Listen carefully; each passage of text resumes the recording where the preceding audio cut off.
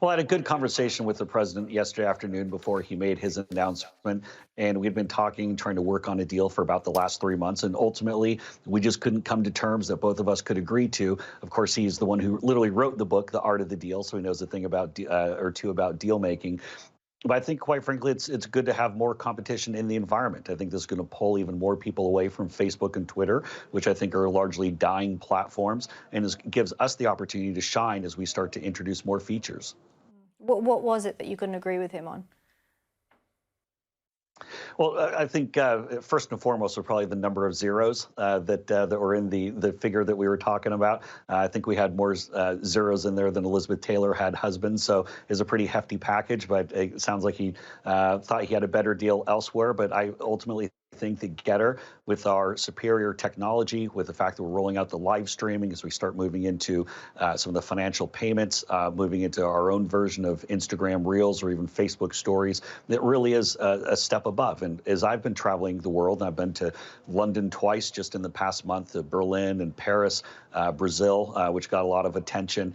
Everybody keeps saying the same thing. Who elected these social media oligarchs in Silicon Valley to dictate our free speech rights? People want to be heard, and they're tired of being censored.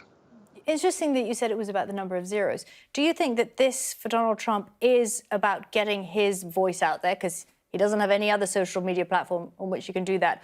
Or is it about monetizing it and making a quick buck? Well, I think he probably has a goal for both. And I think as you take a look at their media plan that they put together, in addition to the social media platform, that sounds like they want to go into some of the content production. They want to go into movies and television shows and things like that, whereas we have the social media platform.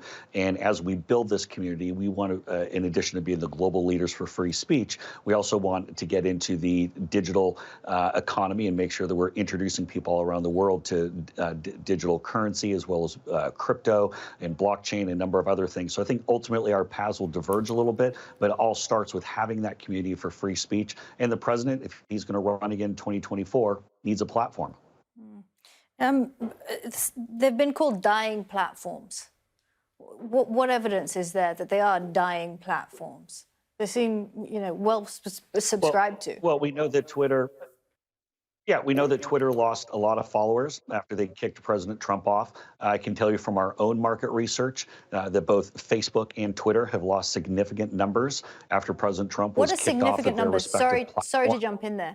I mean, significant numbers. What is that? No, I can tell you that upwards of 25 to 30% of all Trump voters left social media after he was deplatformed earlier this year. And that's something that you're quite frankly not hearing enough about in the news. A lot of people have just said, we're not going to be on there with these big tech oligarchs from Silicon Valley playing judge, jury, and executioner with our free speech rights. Now that we have Getter, for example, we're almost at 3 million users just since we launched in July. Fastest ever platform to 1 million, fastest ever to 2 million. And again, this is something we've seen global. In fact, the U.S.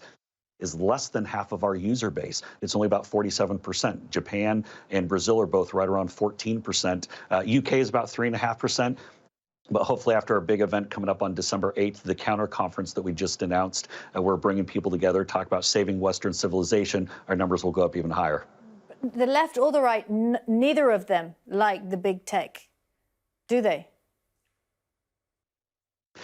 So it's interesting that you say that. I think that's a pretty smart observation, because that was really I think the buried lead in the Facebook whistleblower drama from a week or two back. So much of the attention was around the fact that this whistleblower had more left to center political leanings. But the fact that you now have the left and the right who are both attacking big tech shows that people are frustrated. And keep in mind, in 2016, President Trump actually got, I believe it was 8 or 9% of the Bernie Sanders voters in the general election. The ideological spectrum isn't so much of a flat line, it's really a circle. And a lot of people just really resist having big government or big tech controlling so many aspects of their lives. And I think that's why we're seeing such growth with Getter and other free speech outlets. You spoke to Donald Trump yesterday, did you say it was? I spoke with him yesterday, and then I last saw him in person about 10 days or so ago. But we had a good conversation and lively banter, as there always is with both the president and myself. And both of us kind of reminded the other person that how strong of allies we've been through two presidential campaigns and how we want to continue working together on a number of things. On this one particular instance, we're going to be competitors, but I think it'll be fun. And like I said, if he's pulling more of his people who have left social media, that 25-30% of his base who have quit social media since he got kicked off, if he's bringing them back into the digital realm, then I think once they see Getter, we'll have a chance to go and bring them on. And so I think this ultimately, for the long term, will be a good thing. If having people re-energized and reorganized, I think this will be a good thing for Getter also. In that conversation, was there at any point did you discuss working on a third presidential campaign with him?